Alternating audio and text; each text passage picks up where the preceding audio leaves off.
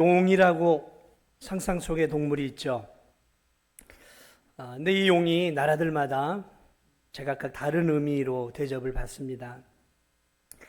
중국이나 동양, 우리나라에서는 이 용이 굉장히 신성하고 상스러운 동물로 대접을 받습니다. 그래서 이 동양에서 용은 존귀한 존재이고 또 하늘과 땅을 연결하며 비와 물을 다스리는 대단히 신령적인 존재죠. 그래서 왕을 용과 비유하죠. 그래서 뭐 용환이니 용포니 용상이니 그렇게 왕과 관련된 것을 우리는 용자를 많이 쓰게 되어지죠. 그러나 여러분, 기독교가 일찍 전래되었던 영국이나 이런 유럽에서 용은 되게 악한 짐승을 의미합니다. 완전히 반대예요. 동양하고는 반대입니다. 그래서 서양의 신화에 나오는 용은 되게 이 악한 통치자들을 상징합니다.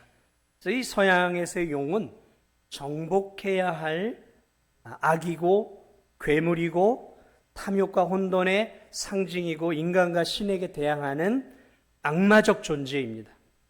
자, 이처럼 동양과 서양에서 용은 완전히 다른 의미로 사용되고 있습니다. 여러분은 용을 어떻게 생각하십니까? 오늘 성경에서도 용이 등장하는데 성경은 용을 어떻게 바라보고 있을까요? 오늘 본문 요한계시록 12장 전체 이 하나님 나라와 이 사탄의 나라의 거대한 전쟁에 대한 이야기입니다. 12장 전체 내용은 이제 이런 내용이에요. 이제 마치 판타지 소설과 같은 그러한 이제 스토리입니다. 찬란한 해를 옷 입은 한 여인이 등장을 해요. 그런데 이 여인이 찬란한 해를 옷 입고 있는 이 찬란한 이 한 여자가 아이를 해산하려고 합니다. 그런데 이 아이를 낳으려고 하는데 아이 낳기가 너무 진통이 심해요. 그래서 오랫동안 이 해산의 고통을 겪는 여인처럼 아이를 낳기가 굉장히 힘들어하는 가운데 있어요. 그런데 그 맞은편에 누가 있냐면 7머리와 7뿔을 가진 이 붉은 용이 여인이 아기만 낳기만 하면 그 아기를 집어 삼키려고 지금 호시탐탐 노리고 있어요. 마침내 이 여인이 산고와 고통을 결국 이겨내고 아기를 낳게 되어집니다. 그리고 이 용은 아기를 죽이기 위해서 달려듭니다. 그러나 결국 이 용은 아기를 잡아먹지 못하고 이 아기는 하나님의 도움을 받아 하늘 보좌로 올라가게 되었죠. 그리고 아기를 낳은 여자는 광야로 이렇게 피하며 하나님의 보호를 받게 되어집니다. 자, 그리고 그 후에 하늘에 전쟁이 이제 생기고 천사장 미가엘과 그의 사자들이 이 아기를 죽이려 했던 용과 싸워 이기게 되고 용으로 상징되는 이 사단은 그의 졸개들과 함께 하늘에서 쫓겨나 땅으로 떨어집니다. 자, 땅으로 쫓겨난 이 용 사탄은 광야에 이제 있는 아기를 낳은 광야에 있는 이 교회를 여자를 박해하죠. 자, 하나님은 큰 독수리의 두 날개로 용으로부터 여자를 이제 보호하게 되고 그러자 용은 더욱 분노하며 여자의 이 남은 자손과 이제 전면전을 치르기 위해 바다 모래 위에 서게 되어집니다. 오늘 이 12장의 말씀은 마치 한 편의 판타지 영화의 스토리와 같은 내용으로 가득 채워져 있습니다. 자, 오늘 환상 가운데 보여지는 이 싸움이죠. 지금 언뜻 보아도 이건 싸움이에요. 근데 이 싸움의 내용, 이 싸움의 내용은 우리가 알고 있는 것처럼 하나님 나라와 사탄의 나라의 대립입니다. 그 이야기를 지금 하고 있어요. 자, 그런데 오늘 이제 이 본문에 등장하는 한 여자가 등장을 하죠. 여인. 근데 이 여인은 해를 옷 입고 있어요. 찬란하다라는 거죠. 그리고 달을 신으로 신고 있어요. 얼마나 영광스러운 존재입니까? 해를 옷 입고 달을 신발로 신고 있는 여자. 그리고 그 머리에 면류관이 있는데 이 12별이 있는 찬란한 별을 면류관으로 쓰고 있는 여자예요. 너무 영광스럽고 찬란한 여인이라는 것이죠. 찬란한 빛과 영광으로 가득 찬 이 여인은 바로 교회를 상징합니다. 교회를 이야기합니다. 특별히 이 본문에 등장하고 있는 해를 옷 입고 있는 이 여인은 구약교회를 이야기합니다. 구약교회. 이스라엘이죠. 국가교회에 있던 이스라엘을 상징합니다. 자, 그런데 이 찬란한 빛과 영광 가운데 있는 이 구약교회 이 여인이 지금 임신을 했어요. 그런데 이 임신을 했는데 아기를 낳는 데 있어서 산통이라고 하는 산통은 다 겪고 있어요. 아기를 쉽게 낳지를 못해요. 굉장히 고통스러운 가운데 아기를 낳으려고 애를 쓰고 있어요. 이것은 구약교회가 예수 그리스도라고 하는 분을 이 땅에 육신으로 보내기 위해 긴 아브라함으로부터 시작되는 긴 구약교회의 역사 가운데 굉장한 산통을 겪고 있는 구약의 전체 스토리를 이야기하고 있는 거예요. 자, 결국 이스라엘로 상징하는 이 여인이 진통 끝에 아기를 출산을 합니다. 바로 이 아기는 우리가 이 12월에 성탄의 주인공이 되시는 예수 그리스도입니다. 이 남자 아기 예수 그리스도죠. 그런데 이 아기 예수 그리스도를 죽이기 위해서 여자가 낳은 아기가 태어나기만 하면 이 아기를 잡아먹으려고 용으로 상징되는 붉은 용이 그 남자 아기를 잡아먹기 위해서 혈안이 되어 있는 모습. 여기서 이 용은 바로 우리가 알고 있는 사탄을 상징하는 것입니다. 여자가 낳을 남자 아기를 잡아 삼키려고 하고 있는 이 용, 오늘 본문은 옛 뱀이라고도 말하고 있는 마귀라고 분명하게 이야기하고 있습니다. 마귀는 하나님의 아들이 2000년 전에 육신을 입고 이 땅 가운데 이스라엘 백성으로 다윗의 후손으로 태어날 것을 알고 있었어요. 그래서 마귀는 이 하나님의 아들이 태어나면 그 육신을 죽이려고 벼르고 있었다라는 것이죠. 사단은 하나님의 아들 예수님을 죽이면 자신이 하나님께 승리할 것이라고 생각해 예수 그리스도를 죽이려 했습니다. 여러분, 우리가 알고 있는 것처럼 오늘 오전에도 제가 주일학교 중고등부 아이들에게 설교를 했는데 동방박사들이 유대인의 왕으로 오실 일을 축하하기 위해서 황금과 유황과 모략을 가지고 베들레헴으로 오게 되어지죠. 그리고 그분 앞에 경배를 올려드려요. 이 사실을 누가 알게 되냐면 헤롯 왕이 알게 되어지죠. 그리고 헤롯 왕은 예수 그리스도를 죽이기 위해 탄생한 시점으로부터 두 살 아기의 남자 아기를 싹 죽이라고 합니다. 예수님은 태어나면서부터 죽음의 위기를 겪었어요.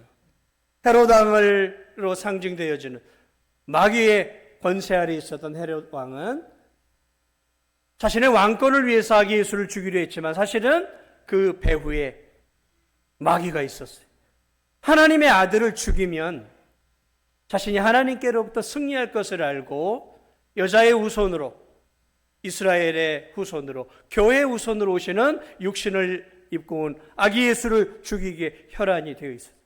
그 뒤로부터 우리가 알고 있는 것처럼 마귀는 하나님의 아들을 끊임없이 공격을 하고 광야에서 예수 그리스도를 시험하고 또 집요하게 예수 그리스도를 죽이기 위해 애를 쓰게 되어지죠. 마귀는 처음부터 이렇게 예수님을 죽이기 위해 애를 쓰고 있습니다. 오늘 이 요한계시록 12장의 내용은 그런 모든 내용들을 지금 다 포함하고 있는 거죠. 여러분, 이 성경을 보십시오. 사복음서를 보십시오. 마귀가 얼마나 예수님을 죽이려고 애를 씁니까? 대제사장들, 바리새인들, 서기관들, 또 권력자들, 또 본디오 빌라도 로마의 총독이 결국은 이들이 한마음 한뜻이 되어서 결국은 예수 그리스도를 십자가에 못 박아 죽이며 예수 그리스도를 죽이는데 성공을 하게 되어집니다. 성공한 거예요. 마귀는 예수 그리스도를 결국 집어삼키고 죽이는 일에 성공을 하게 되어지죠. 그런데 마귀가 생각하지 못하고 있었던 일이 있어요. 그것이 무엇이냐면 하나님은 바로 그 예수 그리스도의 십자가의 죽음을 통해 인류를 구원할 놀라운 계획을 갖고 있었어요. 그런데 마귀는 거기까지 몰랐어요. 마귀는 거기까지 몰랐어요. 그저 이 땅에 육신으로 오신 하나님의 아들을 죽이면 자기가 승리할 거라고 생각을 했어요. 그런데 하나님은 그 모든 것들을 보고 계셨어요. 예수님은 이 땅에 우리를 위해 죽으러 오신 거죠. 거기까지 마귀는 몰랐던 것이죠. 예수님을 십자가에 못 박아 죽였어요. 마귀와 그의 부하들은 승리의 축배를 들었습니다. 그러나 사흘 만에 하나님은 예수 그리스도를 죽음에서 살려내심으로 사망 권세를 붙잡고 있던 마귀의 머리통을 깨뜨리십니다. 마귀의 가장 큰 권력은 사망 권세였어요. 그 머리통이 깨지고 결국은 예수 그리스도는 부활하시고 승천하셔서 하나님 우편으로 올라가십니다. 오늘 그 얘기가 여기에 간략하게 나와 있는 거죠. 용이 아기를 죽이려고 하지만 결국은 이 아기는 하늘로 하나님 보좌 앞으로 올라가요. 이 아기가 누구냐? 오늘 그가 철장으로 철 지팡이로 만국을 다스릴 남자다라고 표현했어요. 온 세상을 통치할 만왕의 왕이신 예수 그리스도를 말하고 있는 것이죠. 결국 이분은 마귀가 죽이려고 했지만 그 죽음을 이기고 결국은 하늘로 하나님 보좌 앞으로 올라가시죠. 다시 보좌의 그 영광스러운 자리로 올라가게 되어집니다. 오늘 이 12장은 마귀와 하나님과의 영적인 전투와 오늘 교회와 이 마귀와의 이 영적 전투에 대한 전체적인 것들을 우리에게 조망해 주고 있는 대단히 중요한 내용들이에요. 자, 마귀가 예수 그리스도를 죽이는 일에 실패하고 머리통이 깨어지게 되어집니다. 자, 그리고 이제 여자는 어디로 가냐면 광야로 도망을 가게 되어집니다. 자, 그리고 이제 이 사건 이후로 하늘에서 이제 미가엘로 상징되는 천사장과 마귀와 그의 졸개들이 싸우면서 이제 예수님의 부활 이후로 마귀의 권세가 치명타를 입고 이제 하나님께 참소하는 권한을 잃고 땅으로 떨어지게 됩니다. 땅으로 떨어지게 돼요. 이 이야기는 예수 그리스도의 죽음과 부활을 통해 마귀의 권세가 구약시대에 막강했던 마귀의 권세가 신약으로 넘어오고 그리스도의 부활로 말미암아 그의 힘이 축소되고 이제 하늘에서 땅으로 떨어져서 이제 이 땅에서 거하면서 교회를 이제 넘어뜨리기 위해 혈안이 되어 있는 그 모습들을 오늘 우리에게 보여주고 있어요. 땅으로 내어 쫓깁니다. 마귀의 권세가 굉장한 타격과 힘을 잃어버렸음을 오늘 이 성경이 우리에게 가르쳐 주고 있습니다. 자, 그런데 문제는 무엇이냐면 바로 쫓겨난 이 마귀가 힘을 잃고 쫓겨난 마귀가 이제 하나님의 아들을 죽이는 일에 실패했던 이 마귀가 지금 하고 있는 땅에 떨어져서 하고 있는 일이 무엇인가 봤더니 이제 아기를 낳았던 교회를 광야에 있는 교회를 이제 본격적으로 핍박하고 박해하는 일들에 최선을 다하고 있는 이 마귀와 그의 졸개들의 모습들을 보게 되어집니다. 그 내용이 이제 뒤에 이렇게 쭉 나오는 거죠. 여기서 이제 이 교회는 아기를 출산한 교회는 이제 구약교회가 아닙니다. 이제 신약교회예요. 이 아기 예수 그리스도를 믿음으로 구원을 받은 성도들의 무리인 우리들, 교회입니다. 교회. 그리고 이 교회가 지금 어디에 있느냐?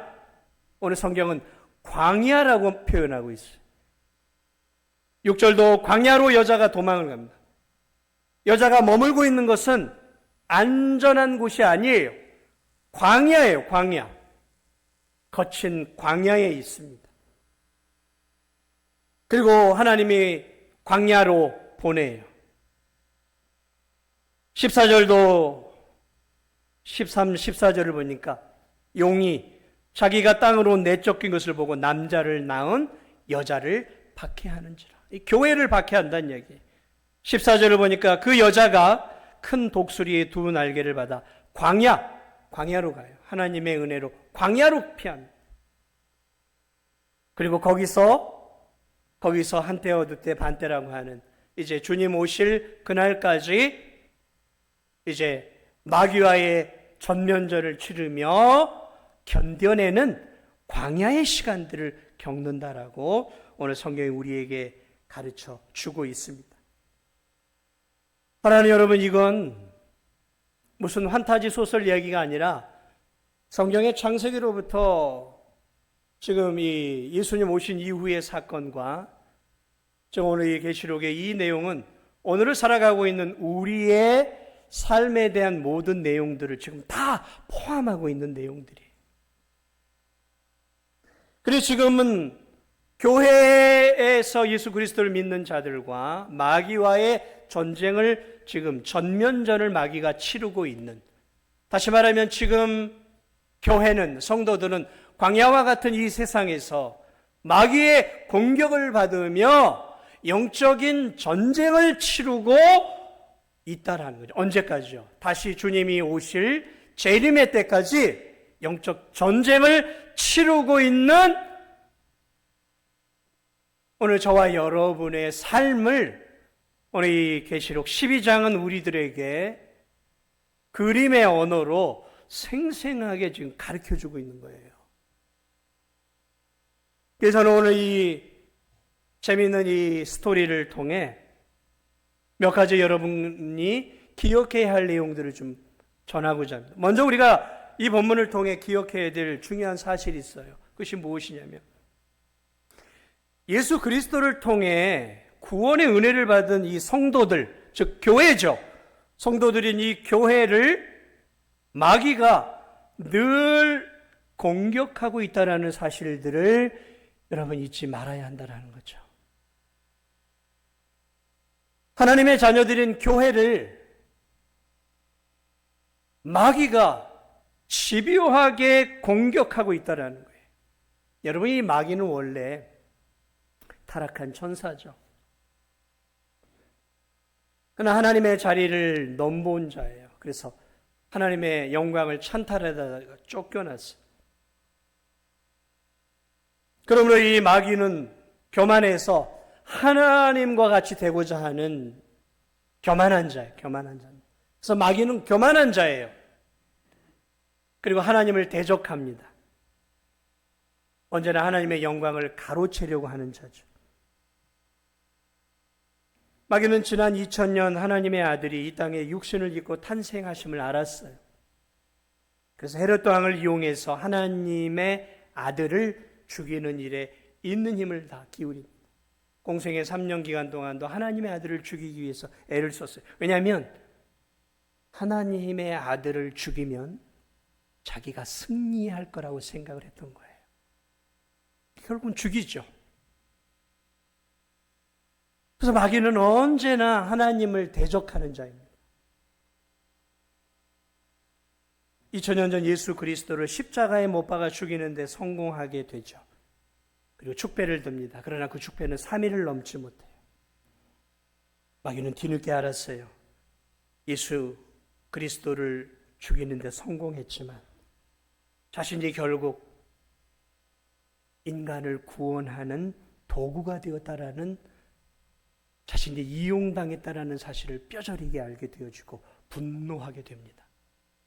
그러면서 더욱더 이를 갈고 이제 예수 그리스도를 통해 구원받은 이제 하나님의 자녀들을 무너뜨리고 넘어뜨리고 죽이기 위해 예수님 승천 이후에는 예수 그리스도를 믿는 하나님의 자녀들을 공격하는 일들에 온 힘을 다 기울입니다. 왜냐하면 하나님의 자녀들을 공격해서 넘어뜨리는 것이, 그것이 자기가 하나님을 이기는 것이고, 하나님의 백성들이 타락하고 무너짐으로 하나님께 돌려야 할 영광을 자신이 가로채는 것이 마귀의 이 땅의 존재 목적이에요.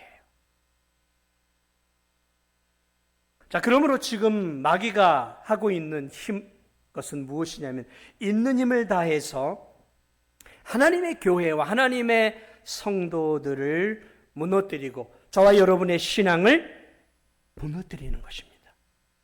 저와 여러분이 무너지는 것이 결국 하나님을 이기는 길이고, 자기가 하나님의 영광을 우리에게서 가로채는 일이기 때문이에요.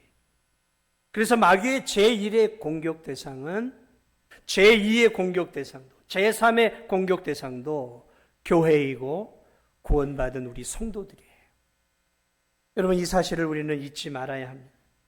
마귀는 지금도 이를 갈며 예수님을 구주로 믿고 있는 저와 여러분들을 넘어뜨려야 합니다. 왜냐하면 우리가 과거에는 마귀를 숭배하는 자들이었거든요.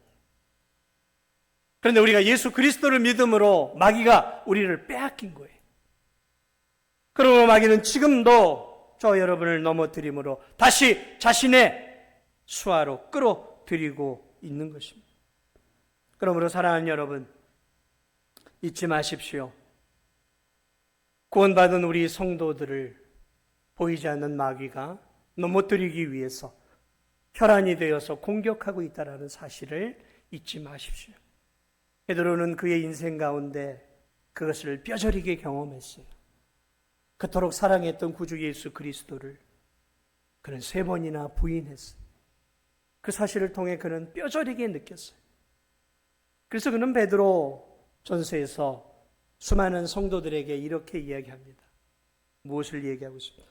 사랑하는 성도들아, 마귀가 우는 사자같이 삼킬 자를 찾나니, 우는 사자같이 삼킬 자를 찾고 넘어뜨리고 있다는 거예요.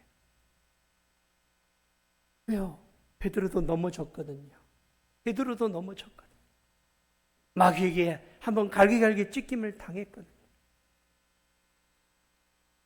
마귀는 여러분 영적 존재입니다. 보이지 않아요. 보이면 싸울 법도 하죠. 근데 보이지 않아요. 마귀는 하나님을 대적할 만큼 원래 권세 있는 천사였습니다. 오늘 성경도 오늘 마귀를 이렇게 표현하고 있어요. 용으로. 여러분, 용은 무시무시한 상상의 동물이죠. 무서운 존재 아닙니까?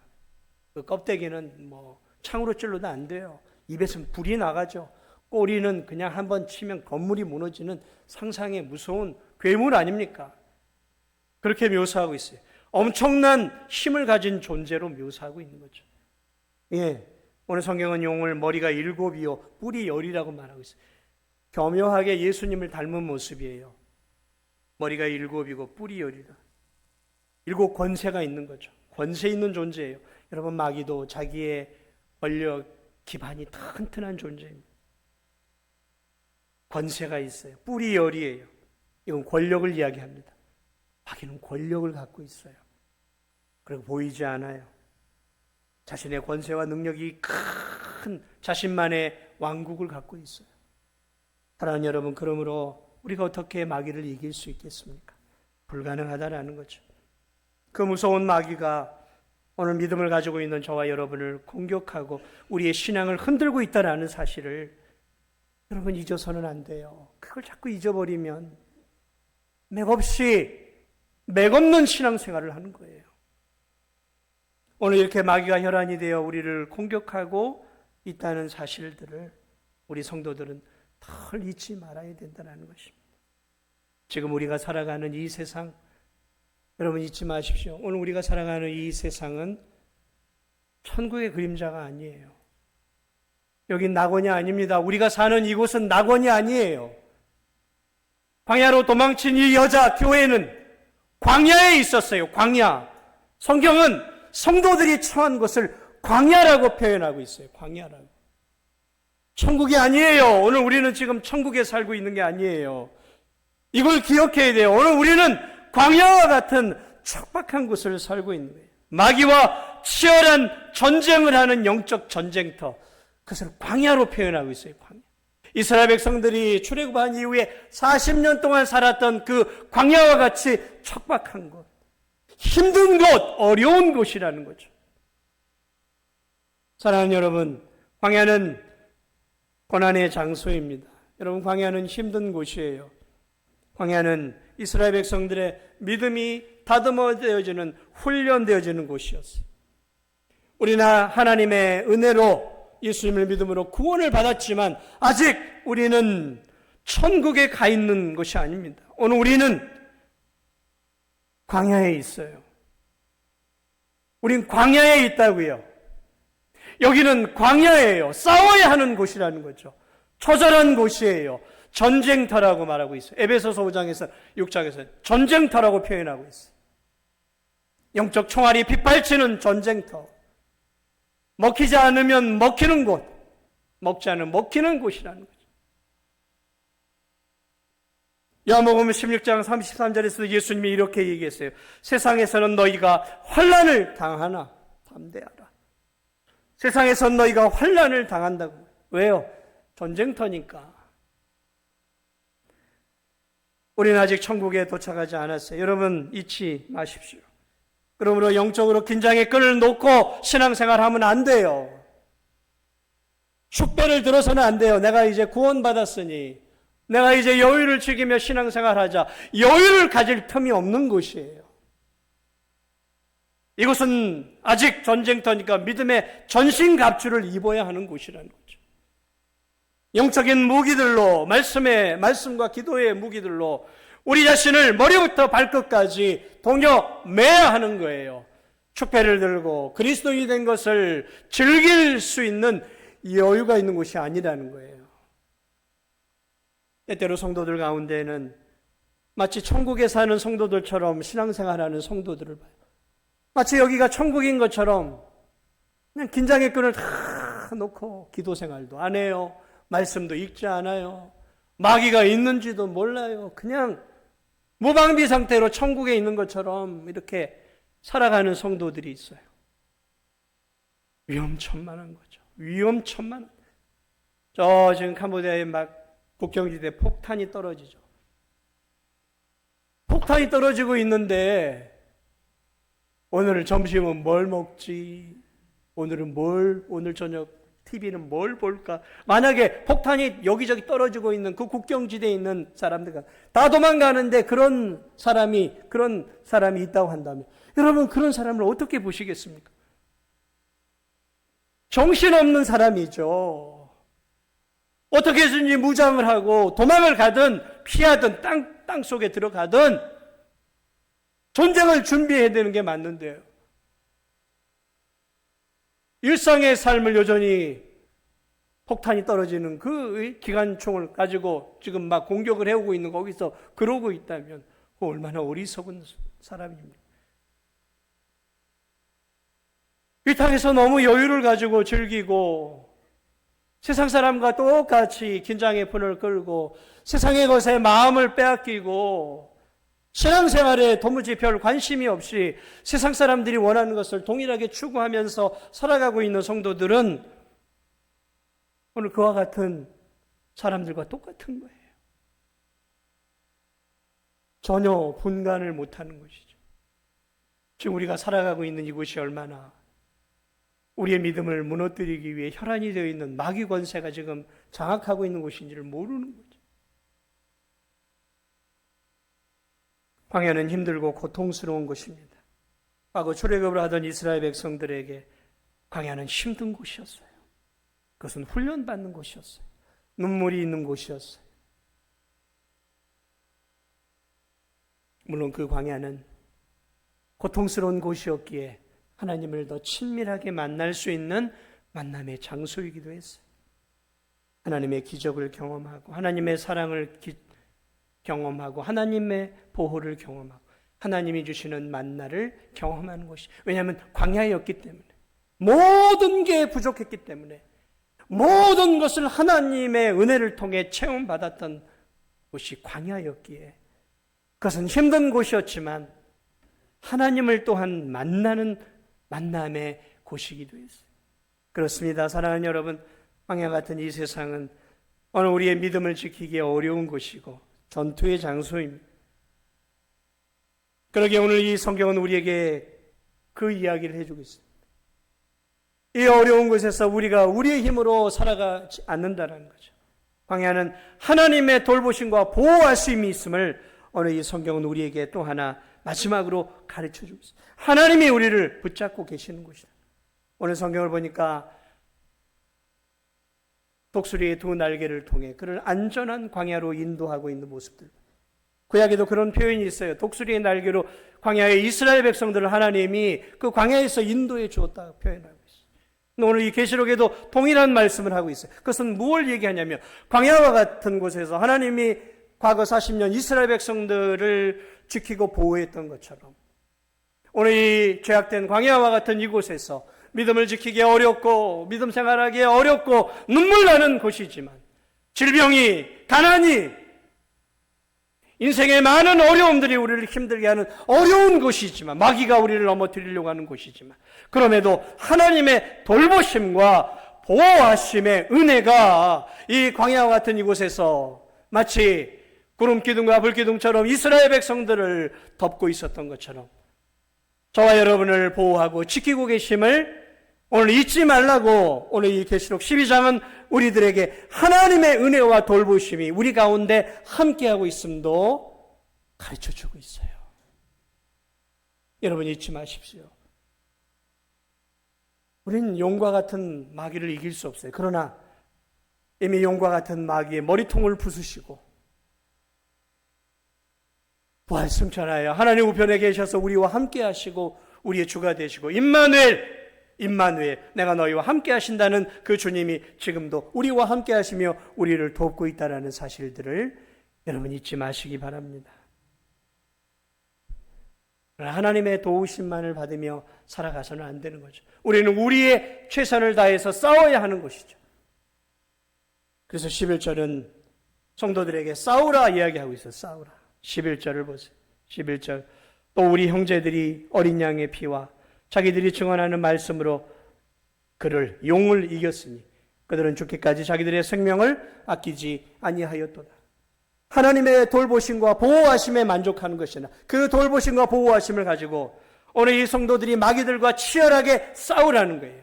그리고 그 싸움의 무기가 무엇인가 보았더니 예수 그리스도의 십자가의 보배 피를 믿는 믿음이 성도들의 무기라는 거예요. 무기라는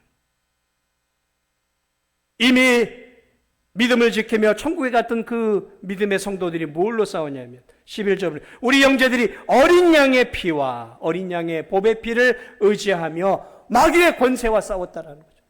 사랑하는 여러분, 이 세상에서 우리가 마귀를 이길 수 있는 것은 믿음이죠. 그리고 그 믿음은 무엇을 믿는 믿음입니까? 예수 그리스도의 십자가의 보배 피죠. 그 십자가의 보배 피를 통해 이 땅에 오신 예수 그리스도께서 흘리신 그 십자가의 보배 피가 우리를 마귀의 권세에서 지켜주시고 우리를 영원한 하나님의 자녀로 삼아주신다는 사실을 믿고 지난 2000년의 역사 속에서 하나님의 자녀들이 이 광야와 같은 세상 속에 그리스도의 십자가의 보배 피를 붙잡고 그 믿음을 붙잡고 용과 같은 마귀의 권세와 싸우며 믿음을 지켰고 오늘 그들이 그리스도의 십자가를 붙잡고 또 자기 자신들을 그리스도를 위해 헌신하는 헌신의 신앙의 삶을 통해 끝까지 믿음을 지켰다라는 사실들을 오늘 이 12장에서 우리에게 알려주고 있어요. 사랑하는 여러분,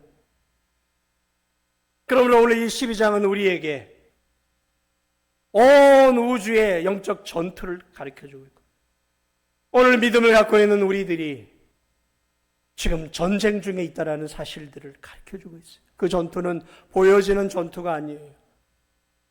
그래서 에베소 6장은 우리에게 우리의 싸움은 혈과 육의 싸움이 아니라 어둠과 정사와 권세를 붙잡고 있는 악의 영들과의 싸움이라고 말하고 있어요.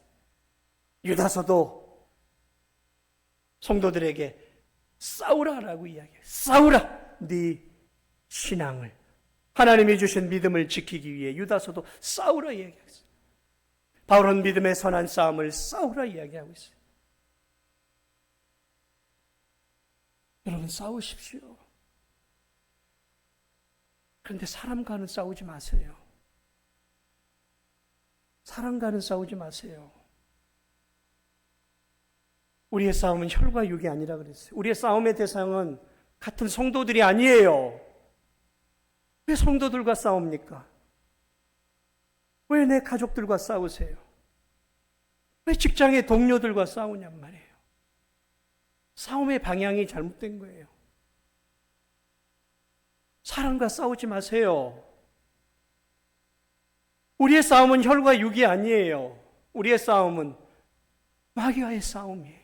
우리의 신앙을 무너뜨리고 하나님의 자녀로 살려고 하는 우리의 신앙을 무너뜨려서 세속화시키고 마귀가 기뻐하는 삶을 살게 만든 이 악한 마귀의 권세와 이 세상의 타락한 문화와 타락한 가치관과 내 욕망과 내 정욕과 싸우세요. 우리의 싸움은 그런 싸움인 거예요. 오늘 이 땅에 2000년 전에 아기 예수로 오셨던 예수님의 공생애를 보십시오. 그분은 싸우셨어요. 공생애를 통해서 3년 내내 싸우셨잖아요. 싸우셨어요. 자신의 욕망과 싸우셨어요, 예수님. 자신의 욕망을 내리치시면서 싸우셨어요. 세상의 타락한 문화와 싸우셨어요. 세상의 악의 권세와 싸우셨어요. 사탄 마귀와 싸우셨어요. 왜? 그분은 싸우셨어요. 그분의 일생을 보면 치열하게 싸우는 영적 싸움의 삶이셨어요. 안주하지 않으셨어요. 안일하지 않으셨어요. 이제 다 됐다, 그렇게 살지 않으셨어요. 죽기까지, 십자가에 죽기까지, 우리를 살려내시기까지 마귀 권세와 싸우셨고, 그리고 마침내 그분은 십자가 위에서 다 이루었다. 이 땅에 아기 예수로 오신 예수 그리스도께서 십자가를 지는 그 마지막 그 순간까지 영적 싸움을 승리하시고 내가 승리했다, 다 이루었다 하시고 이 세상을 떠나셨죠.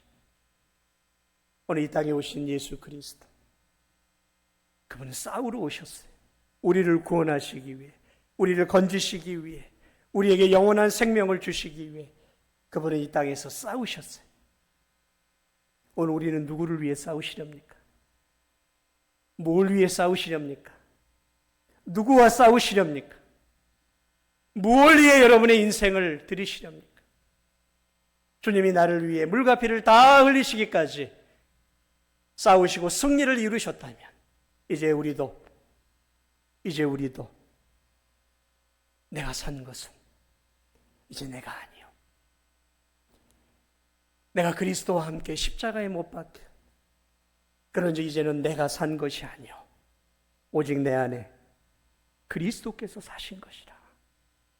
이제 내 안에 있는 그리스도를 위해 주님이 우리를 위해 싸우며 우리의 구원을 완성하시고 지금도 우리를 도우시고 계시기에 이제 우리도 우리 자신을 위해 싸우지 않고 우리 자신의 먹고 사는 것들을 위하여 싸우는 그런 비루한 인생이 아니라 이제 우리도 주님을 위해, 복음을 위해, 하나님의 나라를 위해, 아직 믿지 않는 영혼들의 구원을 위해, 하나님 나라를 위해 주님이 주시는 힘과 능력으로, 그리고 그리스도의 십자가의 보배 피를 의지해 우리도 주님처럼 이 땅에서 힘껏 싸우면서 하나님의 나라를, 하나님의 교회를 세워갈 수 있는 그런 저와 우리 성도들이 다 되시기를 예수 그리스도의 이름으로 축복을 드립니다. 우리 이 시간 함께 기도